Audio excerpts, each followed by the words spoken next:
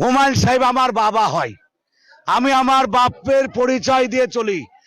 আমার বিধায়ক হুমায়ুন কবিরকে অপমান করবে আর আমি ওই মমতা ব্যানার্জির দল করব, আপনি ভাবলেন কি করে? এবং রাত্রিতে আমাকে কোমরে দড়ি বেঁধে নিয়ে আমার নামে কোনো কমপ্লেন না থাকা সত্ত্বেও আমি এখনো আমার প্রাণহানির আশঙ্কা করছি, কারণ আমাকে ধমকানো চমকানো অলরেডি সেদিন থেকেই শুরু করে দিয়েছে। 6ই ডিসেম্বর যে বাবরি মসজিদ হুমায়ুন সাহেব ভিত্তি স্থাপন করবে, এর জন্য আমি মোবাইলে 5 তারিখ সকালবেলায় একটা বাইট দিয়েছিলাম, ফেসবুক লাইভ করেছিলাম। তখন হরিয়ারপাড়া থানার পুলিশ আমাকে ফোন নাম্বার ট্যাগ করে বাড়ি থেকে অ্যারেস্ট করে নেয়।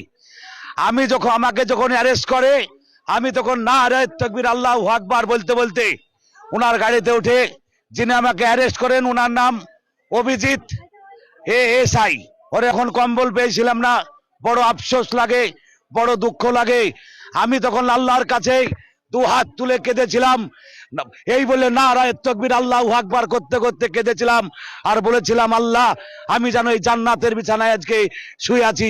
আমি বসেই রাত কাটিয়ে দিয়েছিলাম, কাত হয়ে কোনো সময় শুয়েছিলাম। বিভিন্ন ভাবে বিভিন্ন জায়গা থেকে আমাকে কমান্ড করছে এবং বিভিন্ন ফোন থেকে আমাকে ফোনে ট্র্যাক করার চেষ্টা করছে, আমি বুঝতে পারছি। এবং কয়েকটা পার্টি আমাকে বড় রকম ভাবে কথা বলেছে এবং বলেছে যে তোকে পারলে সময় যদি পাই তোকে দেখা হবে। মিনিমাম 1 লক্ষ লোক নিয়ে হুমায়ুন কবিরের দলে যোগদান করব, এটাই বলার আপনাকে।